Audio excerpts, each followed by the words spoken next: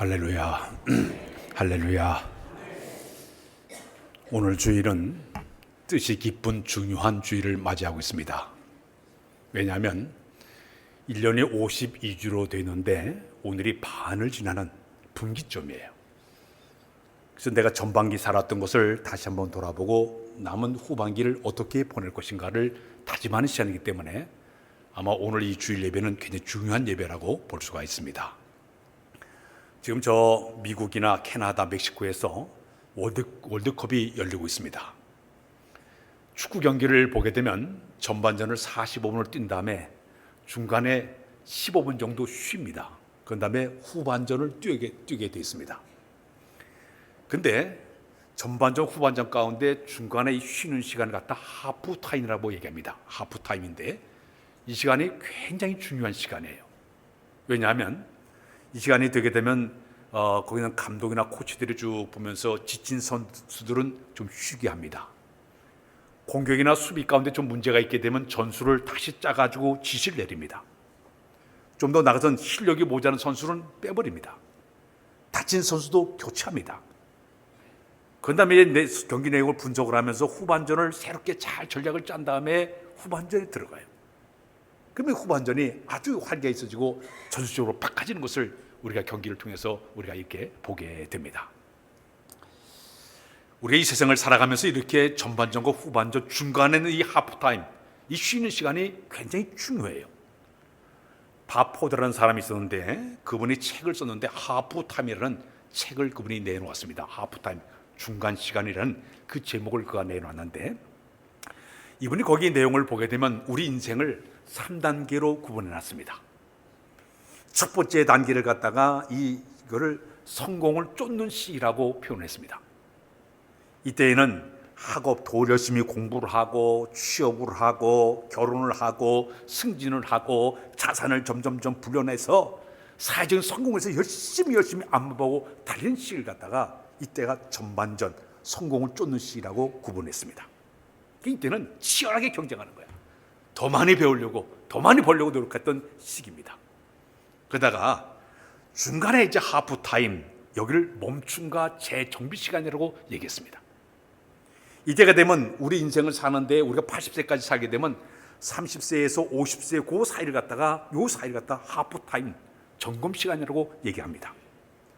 자기가 이제 열심히 살아왔지만 문득 자기를 돌아볼 때마다 어떤 사람은 허무함을 느끼는 사람도 있을 겁니다. 또 어떤 사람이 쉬는 시간에 내가 남은 시간을 어떻게 가치 있게 살 것인가 준비하는 기간을 갖게 됩니다. 이것이 바로 중간 단계입니다. 마지막 바로 후반전은 의미로 사는 시기라고 그분이 얘기했습니다. 내가 무엇을 가졌는지가 보다는 내가 남은 인생을 어떤 사람으로 살 것이냐 이거에 대한 준비를 갖는 것이 후반전이라고 얘기했습니다. 자기가 가진 모든 재능과 경험을 세상과 다성이 어떻게 나누면서 내가 살 것인지 남은 인생 어떻게 내가 보람 있게 살 것인가 이걸 준비하는 것이 나머지 후반전의 삶이라고 이야기했습니다. 전반전은 내가 해야 할 일을 위해서 내가 살아왔지만 후반기에는 내 재능과 열정을 어떻게 활용할 것인가 여기에 초점을 맞춰 사는 것이 인생의 삶이라고 그분이 소개를 했습니다. 그래서 우리가 전반전을 이제 다 보낸 다음에 후반전을 잘 살아가기 위해서는 세 가지가 필요하다 그분이 얘기했습니다. 첫 번째는 뭐냐? 자기의 살아가면서 자기 배낭의 무게를 줄이라는 말을 쓰고 있습니다. 배낭의 무게를 줄이라는 얘기는 뭐냐면 불편한 욕심을 버려야 했습니다. 불편한 욕심을 버리고 사람과의 관계를 잘 회복을 하고 그리고 소유물도 가까이 버리면서 남은 인생을 사는 것이 필요하다 얘기했습니다.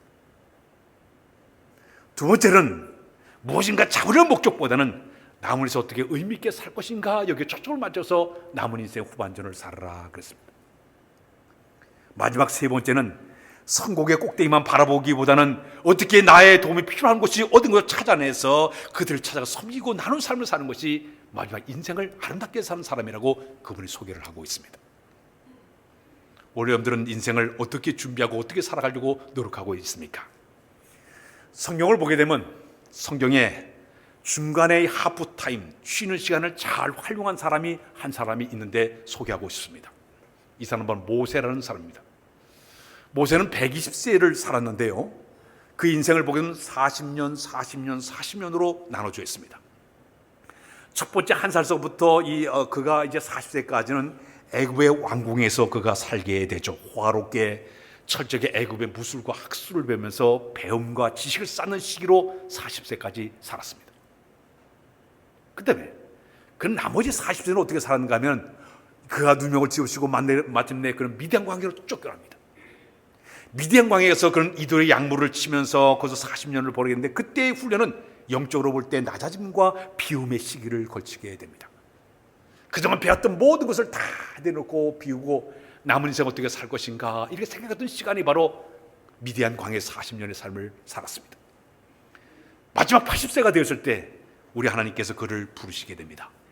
너는 내 백성은 이스라엘을 구원하라 사명을 주게 돼서 나머지 그 40년의 인생은 그가 이스라엘 백성의 지도자가 돼서 백성들이 그 홍해 바다를 건너고 40년 동안 광야길을 쫙 걸어가면서 나머지 인생을 불태웠던 삶을 산 사람이 바로 모세의 생애라고 볼 수가 있습니다.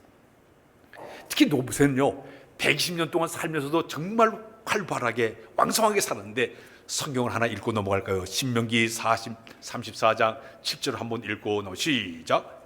모세가 죽을 때 나이가 120세였으나 그의 눈이 흐르지 아니하였고 귀가 쇠하지 아니하였더라.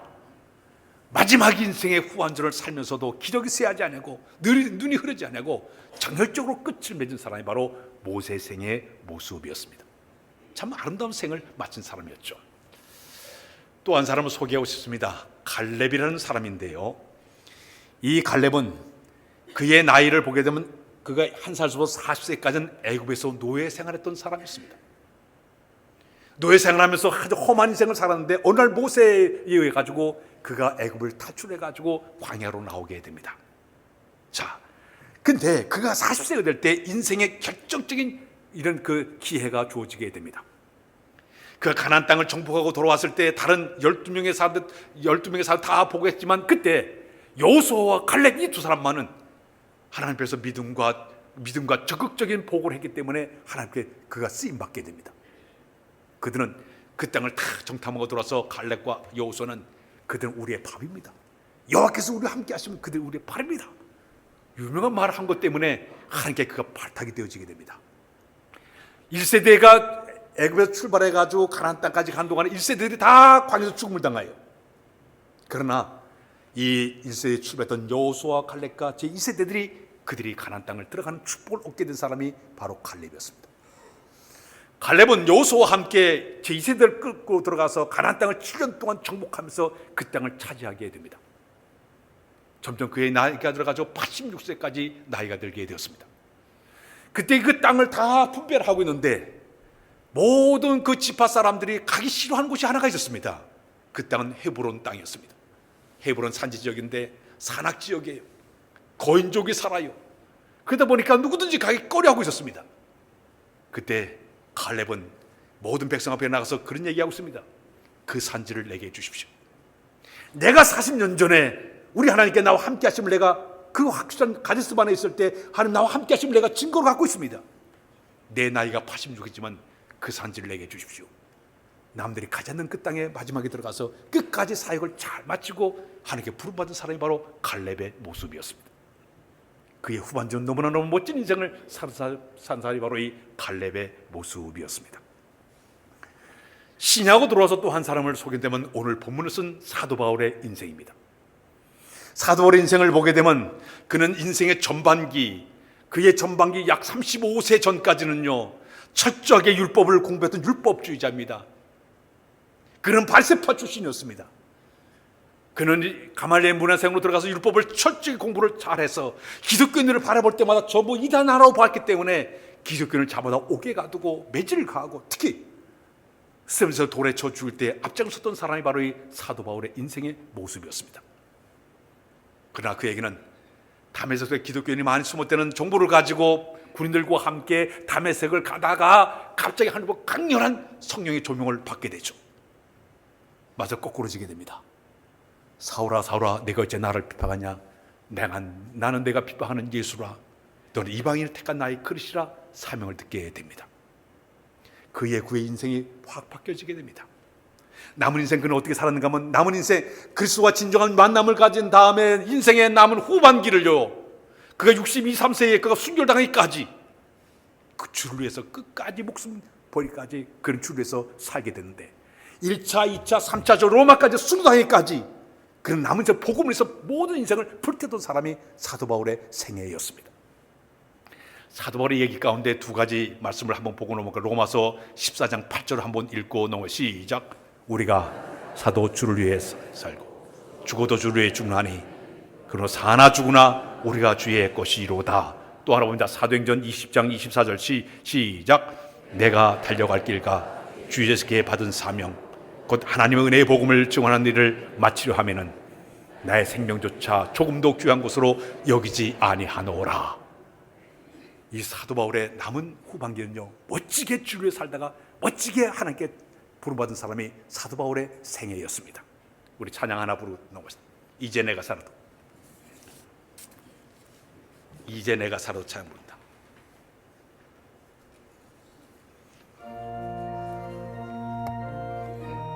고백하는 마음으로 다 같이 찬양 부르겠습니다.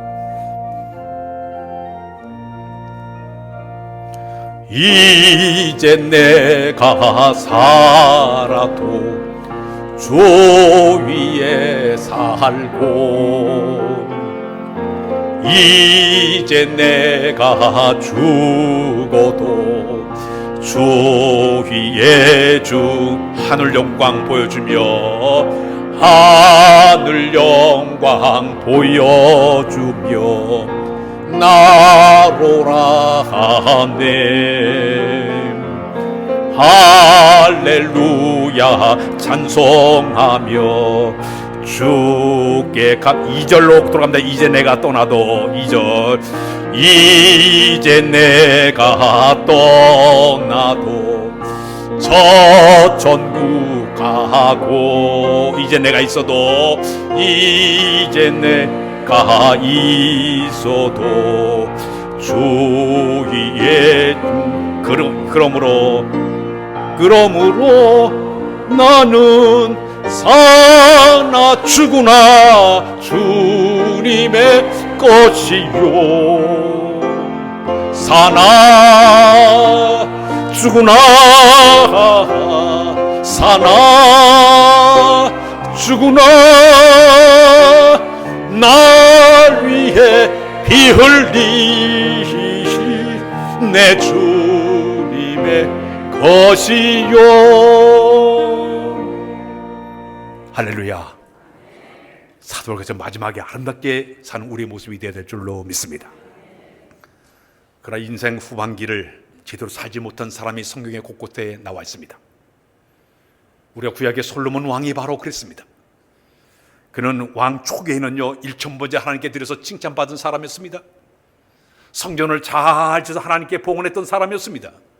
그러나 말년에 그는요 1,000명의 후궁들과 부인을 두었다가 끝내 우상숭배에 빠져다가 그 나라를 반으로 쪼개버리는 끔찍한 일을 한 사람이 솔로몬의 생이었습니다. 마지막이 좋지 못했어요. 후반기가 좋지 못했어요. 이게 솔로몬의 생적의 모습이었습니다. 사울왕도 마찬가지예요. 그가 초기엔 겸손했습니다. 온전했습니다. 정직했습니다. 그러나 그의 마음은 어느 날 갑자기 사단이 그의 마음속에 교만한 마음을 쑥 집어넣게 되니까 하나님께서 가볍게 여기다가 불순종하다 하나님께 버림을 당하게 됐고 끝내 자살하여 죽은 사람이 사울의 생애였습니다. 아하방을 보십시오. 그도 이제 잘못 악녀 이세벨의 그 부인을 악녀를 얻어가지고 결혼한 다음에 그의 인생이 완전히 바뀌어져 버려요. 온 나라를 하나님 선자를 다 없애버리고 바신과 아셀 섬기는 우상도 가득 채웠다가 끝내 그 나라 멸망당하는 끔찍한 일을 당하게 됩니다. 시드기야 왕 역사 가운데 가장 종교개혁을 했던 훌륭한 왕이었지만은 마지막에 스스로 자기 잘하다가 애국 군대 화살에 맞서 죽은 사람이 바로 히스기야 왕의 모습이었습니다. 사랑 여러분, 이게 인생을 잘 마무리를 잘 사는 반면에 인생을 마무리를 잘못한 사람도 있다는 얘기입니다.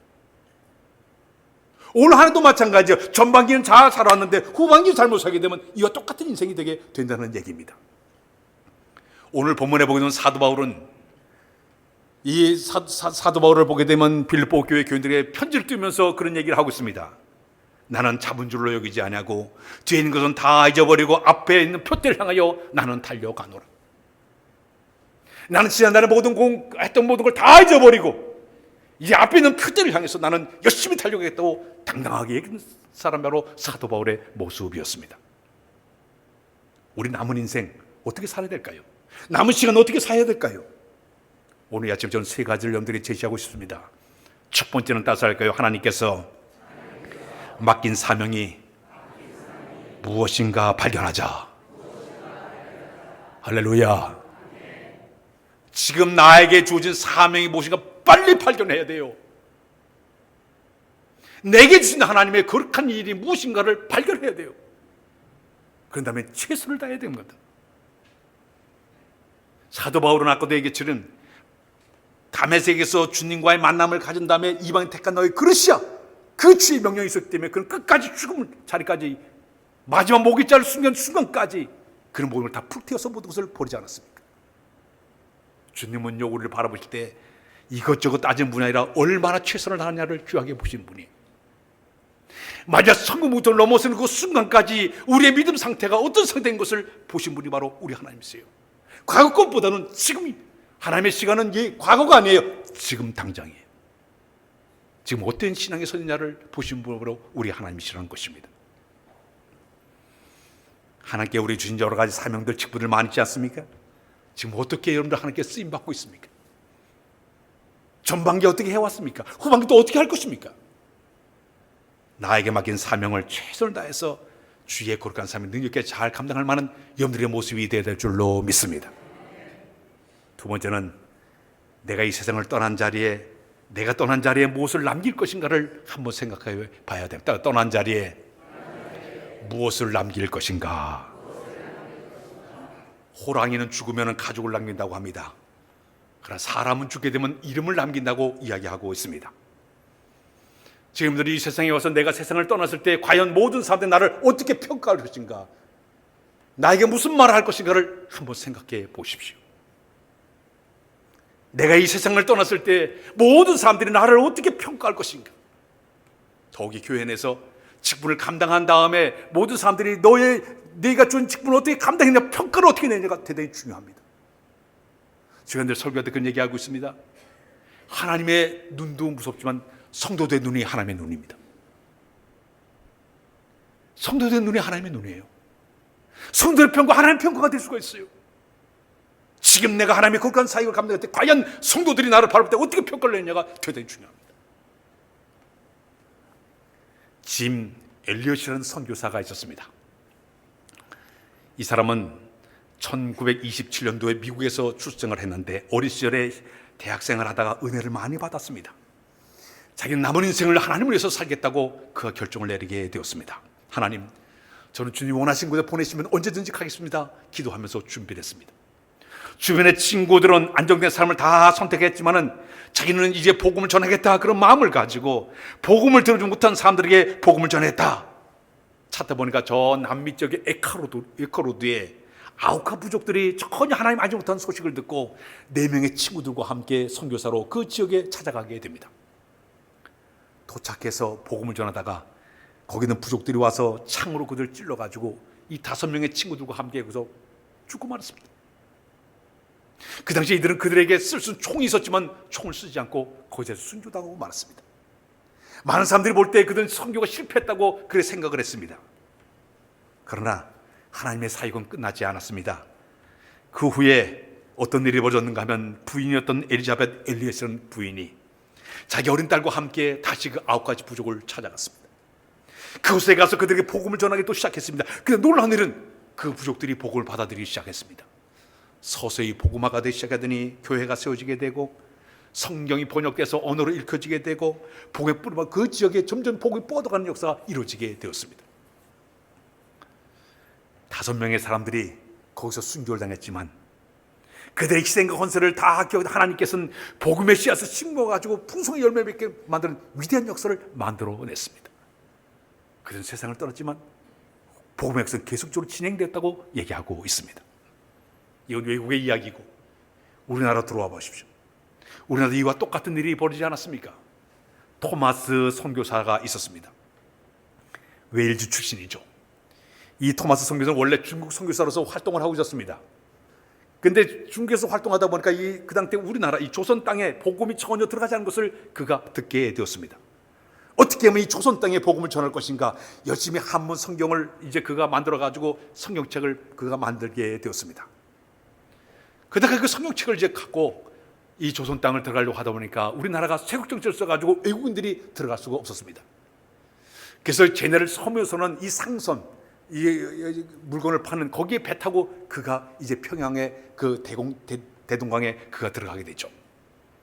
그러나 끝내는 어떤 일이 벌어졌나, 이 광군들이 솔나무에다 불을 붙여가지고 배에다 붙여 온 배가 불이 타게 됩니다. 그때 이 토마스 선교사는 성경책을 끌어안고 대동강 강변을 뛰쳐나와가지고 사람들에게 예수 믿으세요, 예수 믿으세요 성경을 뿌리면서 전도하기 시작합니다. 그때 한 관군이 와가지고 이 토마스 선교사의 목을 잘리게 됩니다. 그런데도 그는 편안하게 인자한 얼굴로 예수 믿으세요, 그 성경을 탁 뿌리고 그의 목베임을 당하고 거기서 순교를 당하게 됩니다. 그때 그를 죽인 사람 이름이 박중권이라는 군관이었습니다. 이 박중권은 그날 집에 와서 잠을 자려고 하는데 잠이 안 오는 거예요. 그 마지막 숨을 거두면서 인자한 얼굴로 예수 외쳤던 그 토마스 선교사의 그 모습이 떠나질 않는 거예요, 잔영이. 거기다 그가 던졌던 성경책을 집으로 가져와서 성경책을 벽지를 팔아놓게 됩니다. 그다음에 우리나라 너무 못 사니까 이 성경책을 뜯어가지고 벽지를 팔아놨어요. 근데 그 글을 보고 훗날 아이들 가운데 예수 믿는 사람이 나오게 되었고, 그 당시에 더 놀라운 것은 관청 직원이었던 박영시한 사람이 그 성경책을 여러 권을 앞선 걸 가져다가 자기 집안에 전부 벽지를 다 발라 성경책을 벽지를 바르게 되었습니다. 방에 누울 때마다 성경 글씨가 다 써여 있었습니다. 근데 사람들이 그곳에 와서 성경을 읽다가 예수 믿는 사람들도 생기게 되었고, 마포 3년 선교사가 그 집에 들었다가 성경 읽는 것을 깜짝 놀랐습니다. 거기에 복음이 전달되었고, 마침내 거기에 그 박용식이라는 그 집이 거기에 교회가 생기게 되어서 그것이 바로 널다리 교회, 거기가 바로 장대원 교회가 생겨나게 됩니다. 토마스 선교사는 세상을 떠났지만은 그가 뿌린 복음의 씨앗은 심어져서 훗날 열매를 엄청나게 맺는 역사가 일어나게 되었습니다. 성경의 복음 요한복음 12장 24절 말씀 한번 읽고 넘어 시작. 내가 진실로 너에게 이르노니 하늘의 밀이 땅에 떨어지지 않으면 하늘 그대로 있고 지금 많은 열매를 맺느니라. 사랑하는 성도 여러분, 내가 이 세상을 떠났을 때 과연 내 자리를 내가 떠났을 때 내가 사람들은 나를 어떻게 평가할 것이냐. 지금 모든 성도들이 나를 바라보는 나를 어떻게 평가하느냐. 잘 생각해 보십시오. 모든 사람에게 아름다운 모습을 쓰임받는 우리의 모습이 되어야 될 줄로 믿습니다. 마지막에는 하나님의 심판대 앞에 섰을 때 우리가 무슨 말을 할 것인가 기억해야 됩니다. 따라서 그 하나님의 심판대, 우리가 다 세상 떠나면 하나님의 심판대에 섭니다. 늘 하나님의 심판대에 섰는데 우리가 무슨 말 할까 준비해 놓으십시오. 잘 먹고 잘 살다 왔습니다. 그렇게 얘기하겠습니까? 아니죠. 법정을 가게 되면 최후의 진술 시간이 있습니다. 최후의 진술은 이 법리적 다툼의 시간도 아니에요. 재판 과정에 증인을 세우고 법정 공방을 다루는 시간이 아니에요. 마지막 자기의 죄를 반성을 하고 선처를 구하는 소중한 시간이 바로 최후의 진술 시간이에요. 진심 어린 반성과 사과, 변명보다는 솔직한 답변을 가지고 얘기하는 것이 바로 최후 진술 시간이에요. 내가 인생의 후반전을 다 마친 다음에 주의 심판 앞에 섰을 때 내가 무슨 말을 하고 내가 세상을 떠나야 됩니까? 우리 예수님은 마지막 십자가 돌아가실 때 다 이뤘다 한마디 하고 세상을 떠나셨습니다. 스테반지라도 돌에 맞아 순교할 때 피 흘리면서도 그는 내 영혼을 당신의 손에 의지합니다. 그래서 그는 세상을 떠나게 됩니다. 종교학자 마틴 루터는요, 1540년도에 내 영혼을 주님의 손에 부탁하나이다, 진리 하나님이신 주께서 나를 구원하신다 고백하고 마지막 그는 숨을 거두게 됩니다. 우리 한국의 슈바이처라고 불렸던 장기로 박사님은요, 1995년 세상을 떠나게 되는데 내가 왜 주님을 위해 내가 왜 주님을 위해 더 살지 못했을까? 내가 왜 주님을 위해 더 받지 못했을까? 마지막 한마디 하고 그 세상을 떠났다고 합니다. 오늘 여러분, 이는 무슨 말을 남기겠습니까? 서만학교의 감독이었던 폴리갑이라는 이런 유명한 감독이 계셨습니다. 이 폴리갑은 사도 요한의 제자이기도 했죠. 로마 황제 숭배를 순교를 강요한 것 때문에 반대하다가 끝내 그가 순교 위기에 빠지게 됩니다. 155년, 그 당시 86세의 고령에 이 폴리갑이 끌려가게 되었습니다. 불이 활활 타는 화형을 시키기 위해서 불을 피워놓고 그 앞에 세워놨습니다. 지평관이 내가 지금까지 예수를 부인하고 저주하면 내가 널 살주겠다고 얘기했습니다. 회유했습니다. 그때 폴리갑은 그런 얘기했습니다. 난 지금까지 80년 동안 그분을 섬겨왔는데 그분은 한 번도 나를 부당하게 한 적도 없고, 그런데 내가 어찌 나를 구원하신 나의 왕을 함부로 모독할 수가 있겠습니까? 당신이 나를 잠시 타오른 불로 나를 위협하지만은 악인에 예비한 끄지 않는 심판불인 것을 기억하십시오. 그리고 마지막 그는 순교를 당하게 됩니다. 사랑하는 여러분, 남은 후반기도 마찬가지고 우리가 마지막 숨을 거두는 순간 앞에 섰을 때 주께서 나에게 뭘 물어보실 때 내가 뭘가 대답할 것인가? 내가 한 모든 일을 어떻게 남길 것인가?